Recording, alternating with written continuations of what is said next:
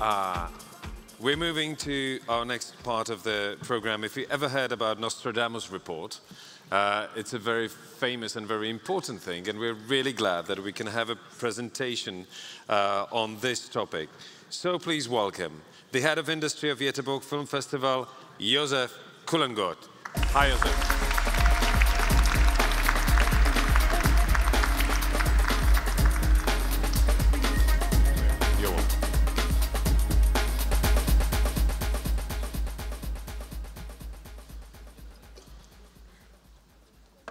All right, so first, just two things to say. Thank you so much for having me. Thank you to Hugo, thank you to Agata, thank you to Jakub, the whole team. And that this rather short talk will be limited not only to television and the small screens, but rather to the whole audiovisual ecosystem at large.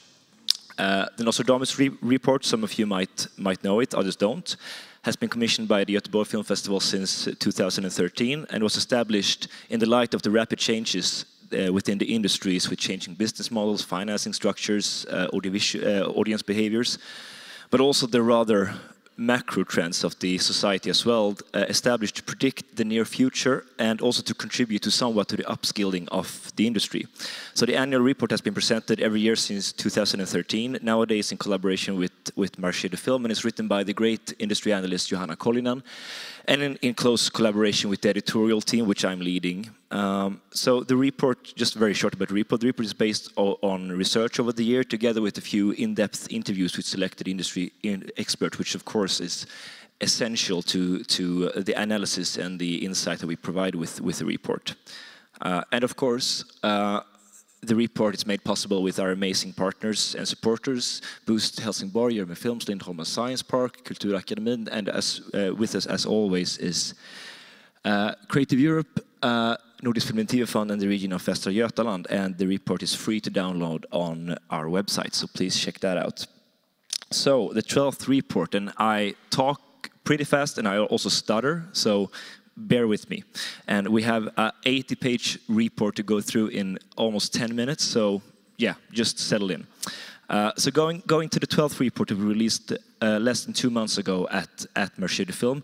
The ambition here is to make a really concise summary of the key findings, which will sound very simplified. So if you think it sounds stupid, don't throw your smartphones at me, but go in and read the full report, because everything will make much more sense when you read the actual report. This is the fantastic lineup of interviewees that we had this year. And what I also want to be said, that these amazing people are kind enough to provide us with their powerful brains and insights, but everything that is not a direct quote is something put out by us and not by the experts, so to speak. So let's start. The basic fundamentals of the world at this point is less predictable than they've ever been in our lifetime. We all know that we're not in a rational policy environment globally, definitely as long as we have Trump and Putin around. And more macro trends will continue to affect our industry in the coming years, including climate change, continued backsliding of democracy and freedom of speech, and we all know we are all being delivered experience of the terrible atrocities in Gaza on a daily basis. So in this context, what can we do as an industry? What the situation in Gaza have shown more than anything is the world society's capacity to ignore human suffering. So the question is, how do we go on from here? How do we tell stories that are in line with reality when the very reality hardens ourselves from it? How do we balance the mix of perspectives, talking about trends in drama series commission or independent film distribution while this is going on? But of course, this is important concerns as well, like commissioning series and working with distribution is essential. And I do think the best answer is, like the simple answer is, that we should do the best we can and realize that even if we do feel powerless in the face of the world, we are not powerless within our industry, within our profession. And each one of us can make conscious decisions, be agile, transform our practices, workplaces, ecosystems, the stories we tell, write, produce, commission. And that is an absolute enormous power that each and every one of us has in this room. So that is how we should be working for the world as an industry. So let's hit it. I only have 9 minutes, Jesus Christ. One key argument from the report comes from the very first chapter found in its title, which is a tongue twister, from reality resistant to resilient resistant, arguing that film people have somewhat been reality resistant throughout its existence. And what we mean by that is like being deeply engaged with what is happening in our industry, in our little bubble, maybe not having the capacity as a producer perhaps to look longer than to the next project. And in some countries, I would say mostly in Western countries, waiting for someone else to solve our problems financially, etc. But on the other hand, escapism and the trade to escape from reality have really been our trademark. And people who flourish in the film industry tend to be problem solvers and optimists who don't take no for an answer. So in a wider outlook on the industry, the commissioning crunch is continuing, as we just heard in the panel. There's less money in the market. Commissions from streamers and broadcasters are expected to go down on a European perspective. And there are certainly mismatches in terms of the portion of film and series that are produced and the number of films and series that our ecosystem can facilitate, both from a market perspective, but also from an audience perspective. And together with this even wider outlook, erosion of democracy, extreme weather, international destabilization and pressures of cultural founding and global economic systems, this will continue to affect our surrounding systems. This is a quote from Morad Kofane from France Télévisions. There is less money, even though it's plenty still in absolute terms. Yeah, you can read it. Producers feel that it's super hard right now, but it's also hard because the producers are so numerous and have more products than the market can actually absorb. And going on to another quote by Katarina Tomkova, I had projects financed before the war in Ukraine. The subsequent wave of inflation resulted in the funding not adding up to what we were planning to do.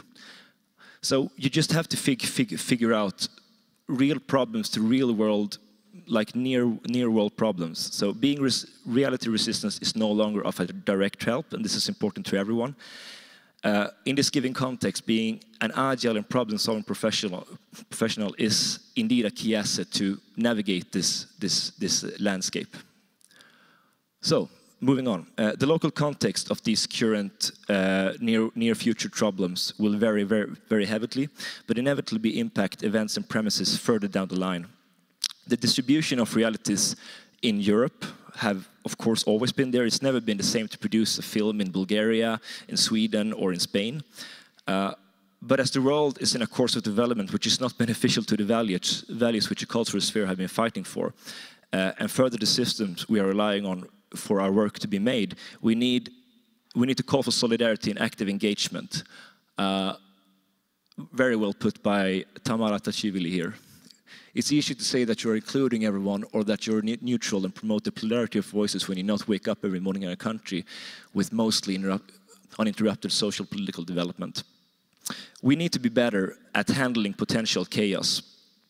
We need to practice flexibility, both at the societal level, but also at an organizational level within the industry. We need to be better at understanding human experiences and premises, and that includes funders, that includes producers. Both because it makes business sense in the long run, but also because it's the right thing to do. Consequently, following this argument, one of the predictions that we actually do make in the report is that no matter where you are in Europe or in the world, in the coming 3 to 5 years, you will experience the consequences of democratic backsliding and autocratic development. And this puts a big responsibility on our industry's shoulders. So either we will resist this development or we will be implicated in it, shortly put. Liberal democracies are the least common regime types in the world at the moment, with only 29 countries reaching this description by the VDM Institute, and this was before the whole Trump bonanza started, so maybe it's 28 now, I'm not sure. And the number of countries where autocratization have doubled in the last five years. All over the world, this is a fact, but also, as Tamara Tachivili put it, film is both feared and admired by autocrats. And what is important to realize is that we are in this fight whether we like it or not. On the good side, just to remember, just as many autocratic attempts fail, Brazil is a great example of this, how you can turn something that seemed like it's going in the really wrong direction. And this chapter comes with some suggestions on how to handle this. And many of you in the room have experienced this firsthand, you know, or are experiencing that at the moment. So it's also important to state out. Further, the concept of Americanization have been challenged for quite some time, and if you're not familiar, the term Americanization means the globalization of cultural impact, which is heavily relying on US as a key factor. As we all know, the political goodwill against the US is declining at the moment, and with that, potentially also the US soft power. US content, of course, it still dominates. I think this quote by Samia Hafsoui from the Netherlands is also really, really interesting. When I was little, I wanted to go to American high school year. People don't want that anymore. You could be in a school shooting. So the US content still dominates, but its position as a dominant cultural soft power might be wobbling a bit.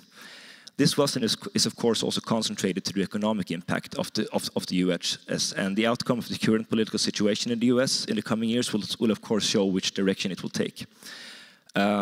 What we do see is that somewhat the mainstream is fading away as we once knew it as a generic kind of, you know, global voice coming to a great extent from American culture. And this is shown, I think, also by examples from the US quite well, that the report highlights that some author and unique artistic voices are really breaking the mid-row mainstream. Just thinking about it, like maybe 15 years ago, it like thinking that Greta Gerwig or Christopher Nolan would be like the most bankable directors out there, like making big blockbuster movies. It's really mind-blowing when you think about it. So this development, it could mean new opportunities for other regions, for the world at large. Furthermore, in the report, we also talk about how to sustain and nurture your local industry, arguing that reconnecting with local audiences is just as much about legitimacy of our industry as it is about survival. In a moment of political scrutiny and the shrinking support of cultural freedom, and furthermore, cultural funding, we as an industry must articulate not only the artistic value of film, but its public and cultural role. Advocacy isn't extra work, it is the work. Adolescence is one of the shows constantly reoccurring in the report, like as an example. But it is an important show to bring up, because every time we as an industry are surprised by something going really, really well, really resonating with audiences, it's a sign that we really didn't understand them. We didn't understand what we had at hand. We didn't understand the audience. And the key point of this chapter in the report is really that making film series stories that are popular are harder also for populists to beat down on. So each and one of us must practice and continue to talk about why culture, why film is important, and not only amongst our safe bubble that we are in here, but with people in a general sense. And understand that doing so, we engage, and we do make a difference by doing that, simply put. Yes. The time is running out. Now there is 2 chapters in the report, 2 of the final chapters talking about rethinking development and how we should move on with that. Arguing like, kind of like taking a practical aspect from the previous analysis and putting it into a practical aspect, but I don't think I do have time for that. So I will actually just click through this, but again, the report is available online. And with this chapter, we also did a podcast episode with European Film Market that came out called Art House That Works. I can really recommend listening to that. It's on the website. So, and we finished the report with, it's a bit of a gloomy report this year, but we finished it with an outline of wonderful things that actually do work, projects that really have resonated with the audience, that really broke through. And the final note, in this moment, if you genuinely believe that storytelling is important, that our work needs to resonate with many people often and with different people deeply. This is also how the industry becomes resilient and independent. If we stop resisting the insight that no one else will change the industry for us, we can change it ourselves and provide real resistance where it really counts. That's the very point of the report. Yeah, So thank you very much. The report is free to download. I will be around for a bit if you want to ask any questions. And yeah, again, thank you so much for taking the time to listen.